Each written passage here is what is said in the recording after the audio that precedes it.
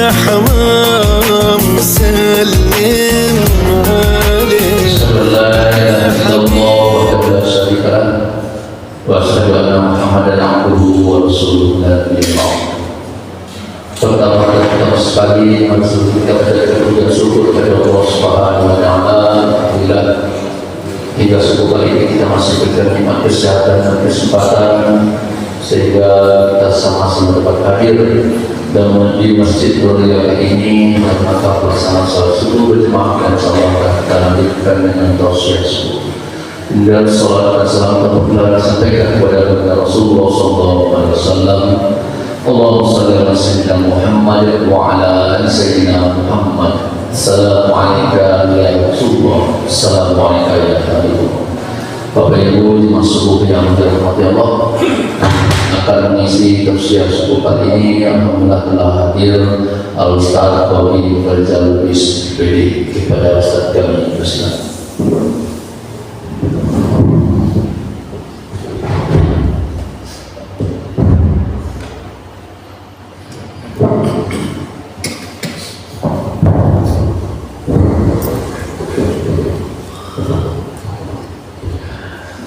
أعوذ بالله من الشيطان الرجيم بسم الله الرحمن الرحيم السلام عليكم ورحمة الله وبركاته. وعليكم السلام ورحمة الله وبركاته. الحمد لله رب العالمين الذي أحيانا بعدما أماتنا وإليه النشور. أشهد أن لا إله إلا الله وأشهد أن محمدا عبده ورسوله. اللهم صل وسلم وبارك على هذا النبي الكريم محمد صلى الله عليه وسلم وعلى آله وأصحابه أجمعين ومن تبعهم بإحسان إلى يوم الدين.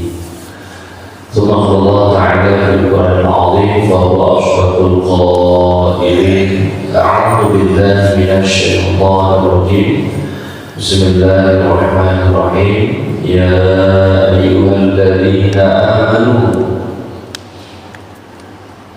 اتقوا الله ولتنظر نفس ما قدمت لغد واتقوا الله إن الله خبير بما تعملون.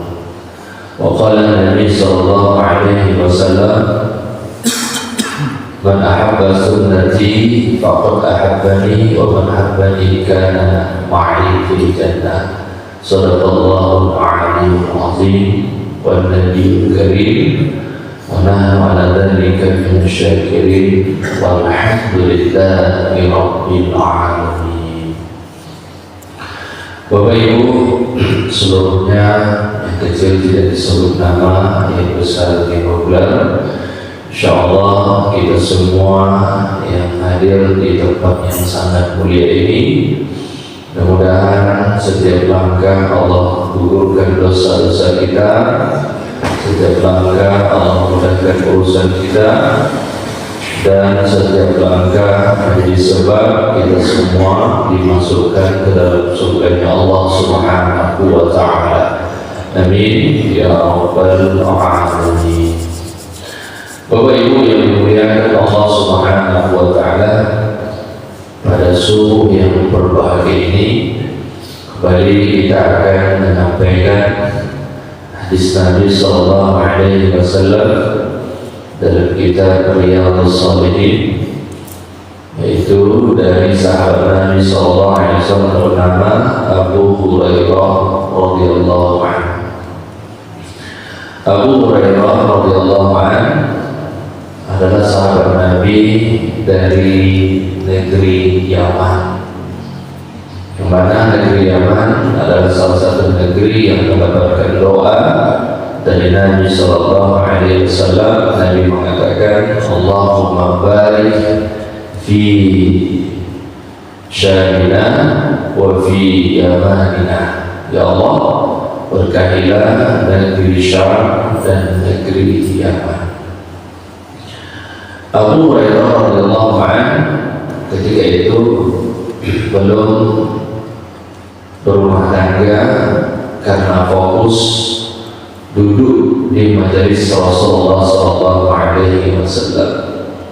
Bahkan beliau terbiasa menahan lapar sebelum dapat hadis Nabi SAW.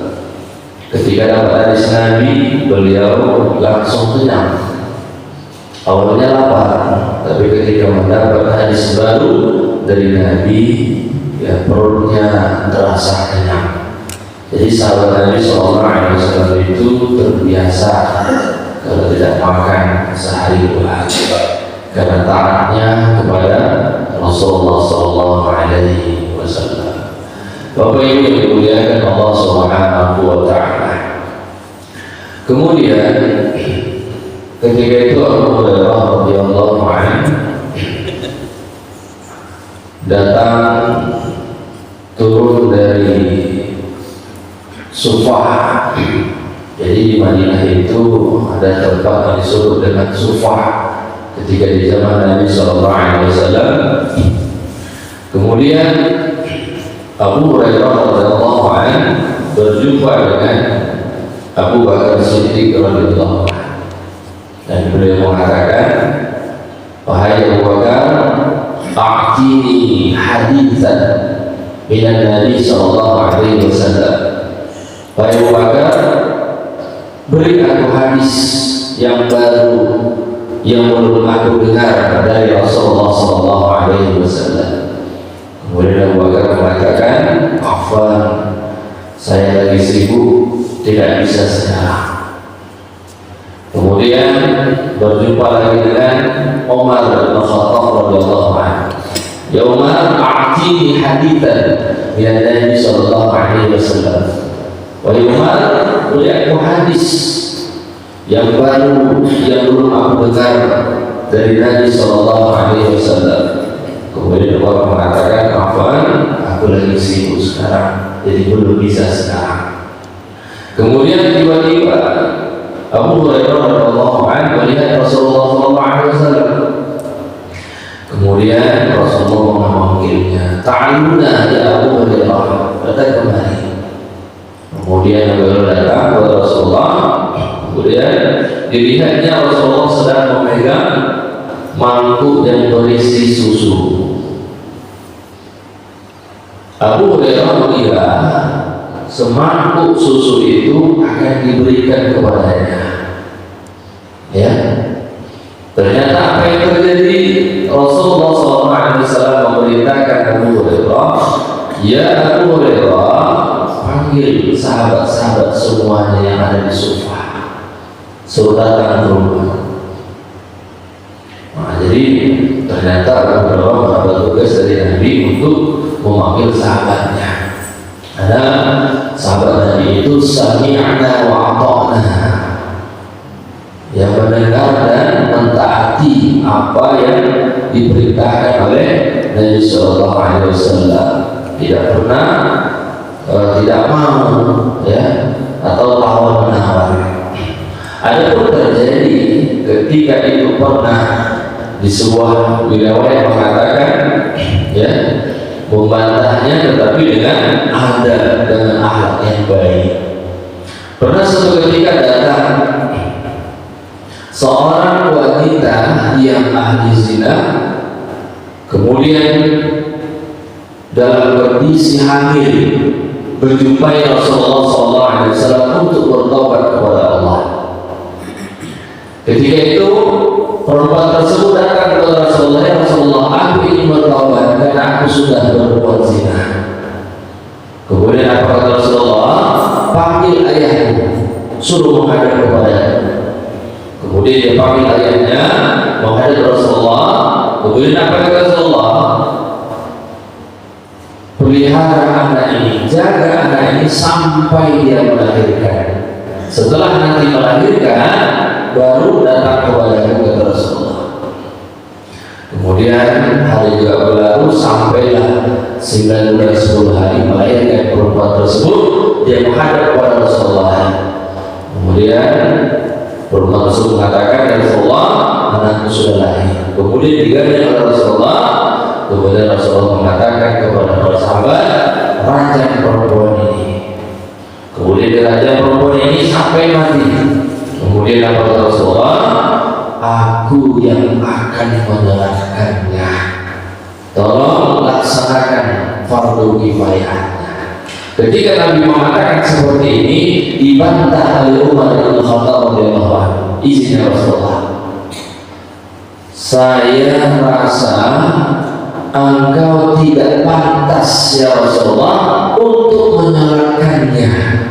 Biarkan saja keluarganya Rasulullah, biarkan orang lain. Jadi sahabat ini menginginkan Rasulullah itu tidak menyolatkan jenazah seorang perempuan yang melakukan zina tadi. Kemudian apa kata Rasulullah?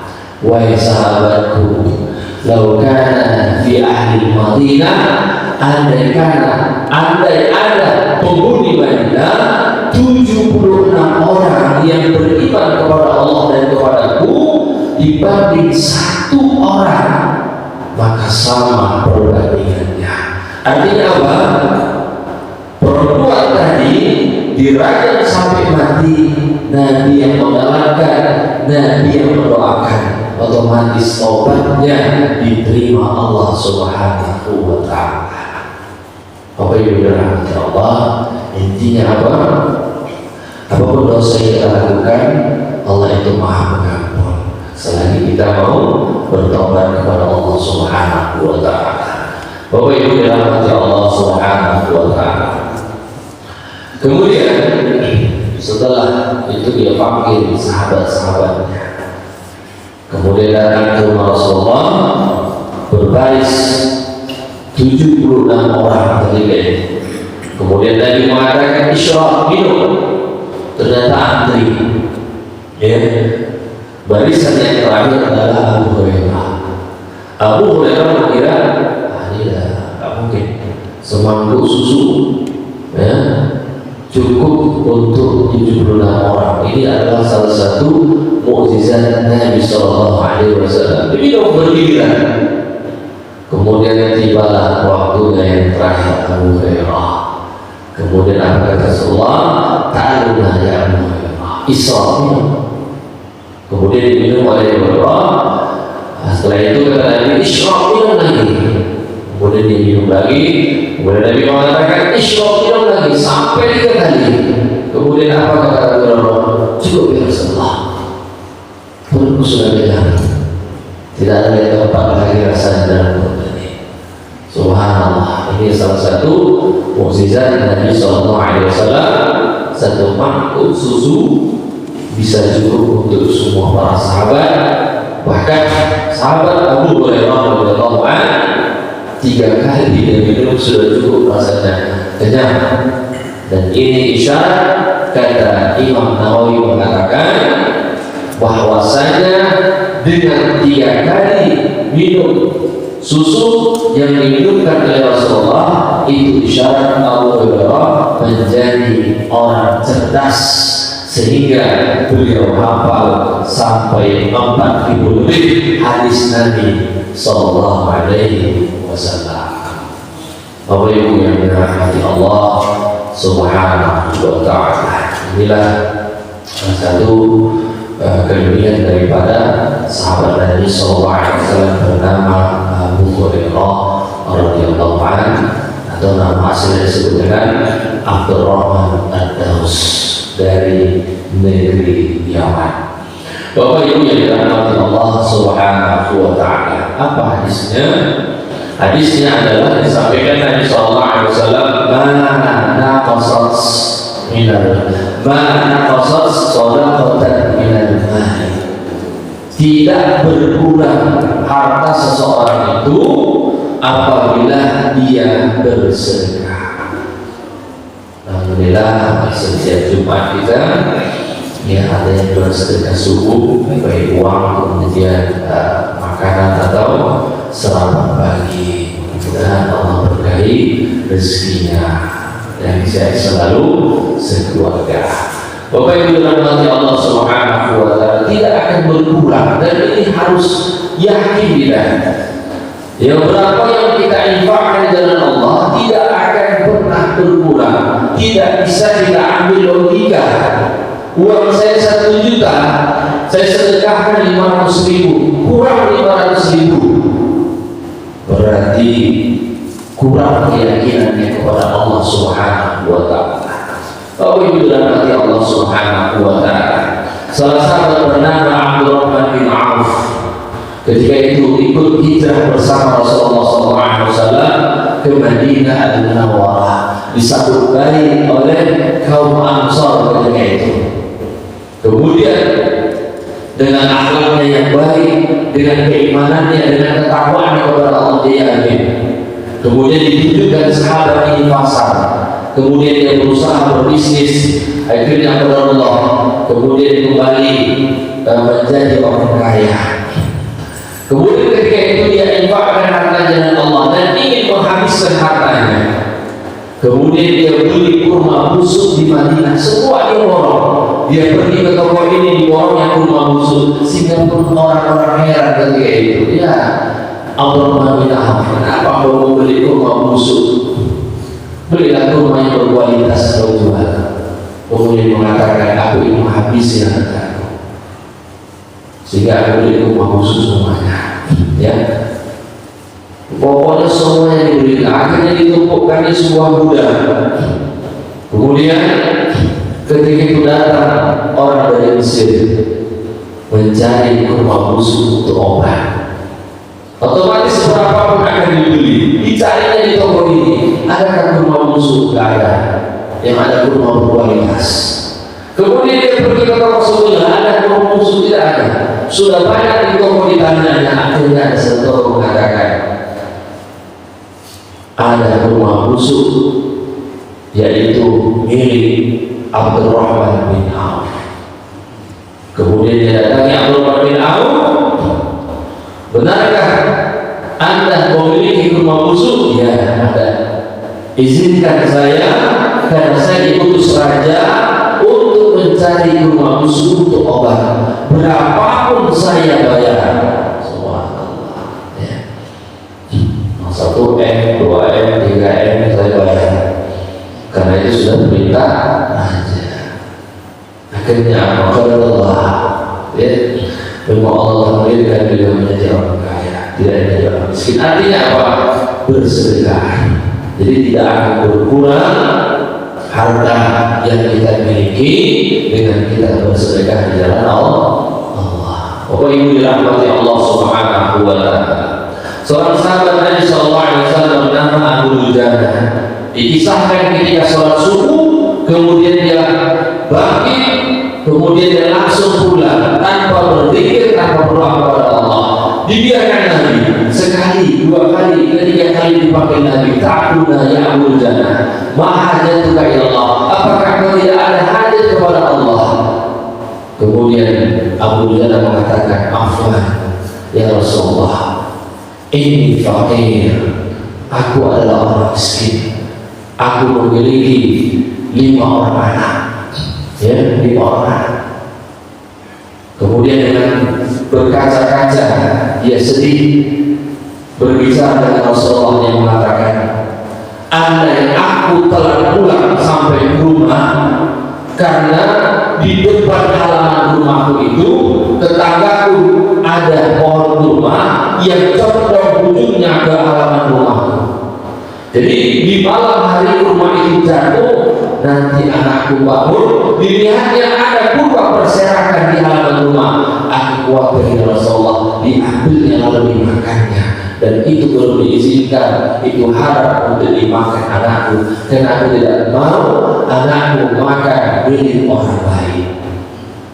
Kemudian Rasulullah mengatakan, baiklah, saya panggil Umar ta'aluna, sampaikan kepada tetangga Abu Dujana, aku mau jual beli kepadanya, aku ada 10 kurma di dalam surga milikku, kata Rasulullah. Ya. Kemudian akan menggantikan 1 kurma miliknya. Kemudian Umar mendatangi tetangganya itu, ternyata tetangganya itu na'udzubillah pelit, kekengkut, ya, kantong berjahit, atau termasuk orang munafik, ya, pelit, bakhil. Ketika datang, kemudian apa dikatakannya? Wahai kata Abu Jana, Rasulullah mau jual beli kepada engkau. Jual beli bagaimana? Katanya, jual beli Rasulullah ada 10 rumah dalam surga, diganti dengan 1 rumah milikmu. Kemudian kata Abu Jana mengatakan, saya tidak mau jual beli yang tidak nyata. Alhamdulillah, ya, saya mau jual beli itu yang nyata. Asal jual beli kepada Muhammad itu katanya tak nyata. Alhamdulillah, ya. Kemudian karena ini perintah Nabi, Umar tidak boleh marah, ya. Sami'na wa ata'na. Kemudian dia pulang dan memberikan pesan kepada Rasulullah, ya Rasulullah, pesan yang kau sampaikan telah kau sampaikan. Jawabannya adalah dia tidak mau jual beli yang tidak nyata, karena engkau jual beli surga ke surga. Kemudian Rasulullah mengatakan, baiklah, tidak apa-apa. Setelah itu berdirilah Abu Bakar radhiyallahu anhu. Ya, ini adalah salah sahabat yang persis mengikuti sifat Nabi Sallallahu Alaihi Wasallam. Andai Allah mengizinkan Nabi sampai 26, Nabi Muhammad, ya, memilih Abu Bakar menjadi setelah Nabi Muhammad SAW. Kenapa? Karena saking baiknya, luar biasanya, tidak pernah hitung-hitungan untuk sedekah di jalan Allah Subhanahu wa Ta'ala. Bahkan seluruh hartanya dia mengatakan Allah dan Rasulnya. Luar biasa Bapak Ibu, ya. Kemudian dia berdiri dan mengatakan, ya Rasulullah, aku ada 10 rumah di Madinah ini, akan kujual beli tukar dengan 1 kurma kepada tetangga Abu Jana. Ternyata kurma Abu Bakar ini adalah kurma yang berkualitas, bukan kurma kali-kali, ya, yang kurma yang terbaik di Madinah ketika itu. Semua orang ingin memilikinya, ya, karena kurmanya luar biasa, bisa sampai 2 kali atau 3 kali panen dalam 1 tahun. Baikkan Bapak Ibu dirahmati Allah Subhanahu wa Ta'ala, bukan kurma-kurma biasa, ternyata berkualitas yang ingin seluruh orang Madinah memilikinya.